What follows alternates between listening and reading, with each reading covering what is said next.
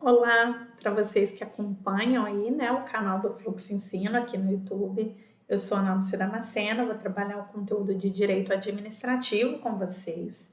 E dando continuidade aí uma sequência de aulas que nós já conversamos, né, sobre o conteúdo aí da organização administrativa, eu vou tratar nessa aula com vocês sobre a questão aí de conceituar os entes da administração indireta. Vamos lá? Bom, vamos começar falando um pouco sobre as autarquias. As autarquias são pessoas jurídicas de direito público, tá? Que integram o quadro da administração indireta. Como eu disse a vocês, por ter personalidade jurídica de direito público, quando a gente tratou das características, criada por lei, basta a lei para sua criação, tá? E elas são criadas aí para desempenhar funções que despidas de caráter econômico, são propriamente serviços da administração, tá? Atividades típicas do próprio Estado, mas que pela sua especificidade vão ser prestados por meio de autarquias. Isso vai trazer a possibilidade de que esses serviços sejam prestados de maneira mais eficiente, mais específica, certo? Normalmente é para execução de serviços de natureza social, atividades administrativas propriamente ditas, tá? Com a exclusão aí da questão da atuação em ramo econômico, porque isso a gente vai ver que é a função de empresas públicas e sociedade de economia mista, vão ser então pessoas jurídicas voltadas a essa prestação de serviço próprio e típico do Estado. Eu vou dar um exemplo aqui, isso vai clarear bastante aí essa nossa conceituação e a diferenciação disso com uma empresa estatal, por exemplo. Serviço público próprio da administração. A questão relacionada à previdência é uma tarefa da própria União, né? Que a União poderia prestá-la diretamente por meio ali, né, das suas, do seu ministério diretamente. Acontece que, para a execução de determinadas atividades, por demais específicas, imagina a quantidade de questões que precisam ser tratadas na Previdência especificamente, né? Já considerando aqui que a gente tem aí uma tríade de saúde, previdência, assistência. Então, a União, né, cria aí uma autarquia federal que é o INSS. O INSS é um serviço próprio do Estado, prestado aí, né, típico do Estado, prestado ao administrado, por meio de uma autarquia pela sua especificidade, para se garantir exatamente a questão de uma maior autonomia de funcionamento, de uma maior autonomia gerencial, de um serviço que é extremamente específico e de uma demanda muito grande. Então, nesse caso, a União pode criar aí essa pessoa jurídica, a autarquia, para poder exercer essa função, tá? Então, esse é o conceito aí, né, de uma autarquia. A gente vai ter autarquia lá no Decreto-Lei 267, conceituado como um serviço autônomo, criado por lei, com personalidade jurídica, patrimônio e receita próprios, para executar atividades que são típicas da administração pública, mas que requerem para o seu melhor funcionamento uma gestão administrativa e financeira descentralizada. Então, se garante uma maior autonomia, tá? Mas é um serviço típico do Estado. Guardem essas questões, porque quando isso é exigido, esse conteúdo é exigido, essas palavras-chave, esses termos são muito cobrados. Então, são funções típicas, próprias da própria administração, mas que são descentralizadas por uma questão de maior autonomia administrativa, técnica, financeira, para funcionar de maneira descentralizada. A doutrina costuma conceituar, tá? E caracterizar, criar categorias aí de autarquias, chamando de categorias de autarquias comuns, né, ou de regime comum, e autarquias especiais. Aqui eu vou só dar exemplos, tá? Eu não vou entrar em detalhes com relação a esses temas, não. Mas, até porque, né, são aulas rápidas aqui para lembrar conteúdos sobre o direito administrativo. O que seria uma autarquia comum? Aquela autarquia que, pelas suas características de prestar um serviço típico ao Estado, elas vão seguir todo o regramento aí de direito público com um regime jurídico comum. É necessário fazer concurso público para ingressar, assim como na administração direta. Ela vai se vincular à questão de de licitações pelas normas relacionadas à administração direta. O regime que vai ser atribuído aos seus colaboradores é um regime estatutário, assim como na administração direta. Então, ela vai seguir todo um regramento comum, tá? O que a doutrina conceitua como uma autarquia especial? A doutrina conceitua como uma autarquia especial aquelas autarquias que têm alguma característica além dessas que a gente está dizendo, que tem alguma questão de especificidade no seu regramento jurídico. Por exemplo, as universidades públicas, elas são consideradas autarquias de regime especial. Por que autarquia de regime especial? São pessoas jurídicas próprias, com personalidade jurídica própria, com uma finalidade específica determinada em lei. Porém, para a escolha daqueles que vão ser os seus dirigentes, há um procedimento que é diferente das autarquias comuns. Na autarquia comum, a gente tem a indicação pelo chefe do executivo de quem é que vai ocupar aquela função de gestão da autarquia, que são os cargos de livre nomeação, livre exoneração. No caso da Universidade Federal, ela vai ter uma série de regramentos próprios e uma das questões é que a escolha de quem vai ser o gestor dessas autarquias especiais passa por uma noção de eleição do qual participa o próprio corpo docente e discente. Então, ali a gente tem características distintas das autarquias comuns. Por isso, a doutrina vai conceituar, por exemplo, uma universidade como autarquia especial. Um outro tipo de autarquia especial, que também vai ser reconhecida, sim, pela doutrina, é a questão relacionada às agências, reguladoras. Agências reguladoras, elas são autarquias públicas, mas que são criadas com fim fiscalizatório. Nesse sentido, quando há uma delegação de serviços a terceiros, as agências reguladoras são autarquias, porque elas não prestam um serviço, mas elas fiscalizam um serviço que é delegado a particular. E as autarquias, por exemplo, com essa característica, as agências reguladoras, o que faz com que elas sejam pessoas jurídicas aí distintas? O que faz com que elas sejam autarquias de regime especial? Olha, eu listei para vocês algumas coisas aí. Olha, o que transforma uma agência reguladora, então, numa autarquia de regime especial? Quais são as questões diferentes do regime especial delas que trazem essa característica? Elas têm prerrogativas, tá? Que são relacionadas à sua própria atuação. Que prerrogativas são essas? Elas têm poder normativo técnico. Claro que é infralegal, né? A gente vai ter a lei apenas criando regra no ordenamento jurídico, mas é atribuído às agências reguladoras a possibilidade de normatizar, por exemplo, regras sobre prestação dos serviços quais elas fiscalizam, tá? Então, elas têm um poder normativo técnico, certo? Tem uma autonomia decisória, tem uma maior independência técnica administrativa e autonomia econômica e financeira. Inclusive, tem um caráter sancionatório, né? Daquelas atividades que ela fiscaliza, ok? Então, isso vai fazer com que as agências reguladoras sejam reconhecidas aí como tipo de autarquia de regime especial.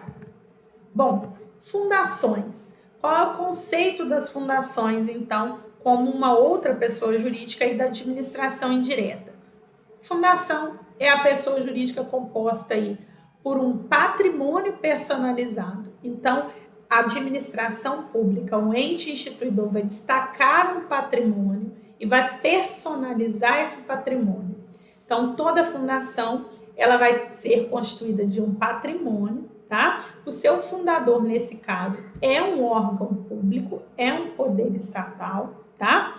Ela vai prestar atividades não lucrativas, que a doutrina costuma dizer atípicas do Estado, porque não é prestação direta de serviço público, como as autarquias, mas que tem interesse coletivo, como, por exemplo, questões relacionadas à educação complementar, questões relacionadas à cultura, à pesquisa. Essas questões, essas finalidades são as que são atribuídas aí às fundações. O Decreto-Lei 200 de 67 vai dizer que a fundação pública ela é uma entidade dotada de personalidade jurídica de direito privado, mas essa questão, a discussão sobre qual é a personalidade jurídica, né, de uma fundação, ela veio sendo muito discutida na doutrina, também discutida lá nos nossos tribunais superiores, né, e pelo entendimento do STF, a gente vai ter aí a possibilidade de fundações de direito público também, tá? Então, embora o texto do Decreto-Lei 200 conceitue como pessoa jurídica de direito privado, ficar atento porque elas também podem ser de direito público se a lei que as institui assim determinar. Mas vamos olhar lá esse conceito. Entidade dotada de personalidade jurídica de direito privado ou público, né, sem fins lucrativos, criadas em virtude da autorização legislativa ou da própria criação pela lei, se a gente estiver falando de pessoa jurídica de direito público, para o desenvolvimento de atividades que não exijam execução por órgãos ou entidades de direito público, com autonomia administrativa, patrimônio gerido pelos respectivos órgãos de direção e funcionamento custeados por recursos da União e de outras fontes. Se a gente estiver falando de uma fundação criada pelo Estado, né, com recursos do Estado e de outras fontes, do município, a mesma coisa, tá? O ente instituidor aí é que vai ser o mantenedor dessa fundação. Bom, empresas públicas e sociedades de economia mista, todas essas duas formas societárias, elas vão ser entendidas como empresas estatais. Então, quando a gente fala de empresas estatais, a gente está falando tanto de empresas públicas como de sociedades de economia mista. Elas têm alguma distinção na sua questão de instituição, né, e forma de funcionamento.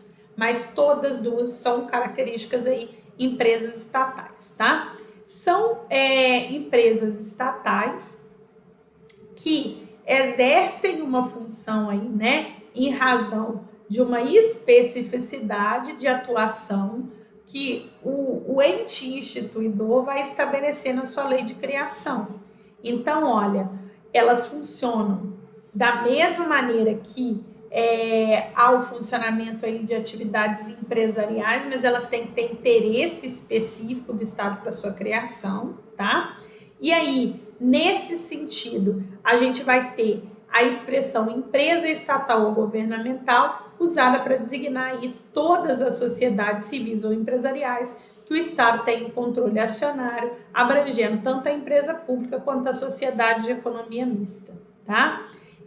Nos interessa aqui, no estudo aí da empresa pública e sociedade de economia mista, nós não vamos falar de outros tipos de empresa que o Estado tenha ações, né? Mas que não sejam, na sua maioria, de orientação estatal, porque a gente está falando das entidades que integram a administração indireta, ok?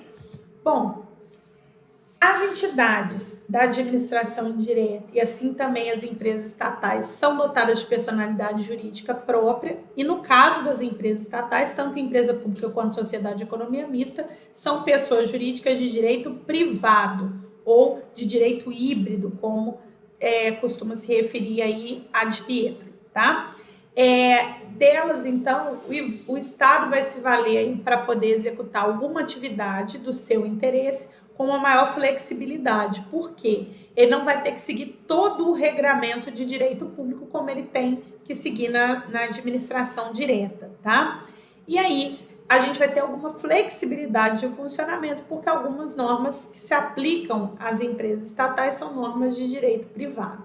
Assim como tem normas específicas, sempre houve uma questão de tratativa diferenciada para o aspecto das contratações públicas, das licitações, que mesmo seguindo a normativa geral tinham valores distintos, tá? Então tem todo aí um regramento um pouco mais flexível para garantir que elas possam funcionar, concorrendo inclusive no mercado com empresas privadas. A Constituição vai fazer referência aí a esses tipos de pessoas jurídicas, as empresas estatais, no artigo 173, no seu parágrafo 1º, e vai dizer que elas vão ser criadas, né, para poder exercer atividades aí em favor do Estado e que quando elas explorarem a atividade econômica, elas vão ter que seguir todos os regramentos próprios de empresas privadas, como obrigações trabalhistas, tributárias, entre outras, tá? A gente teve recentemente, em 2016, a aprovação da Lei 13.303, que é o Estatuto das Empresas Estatais.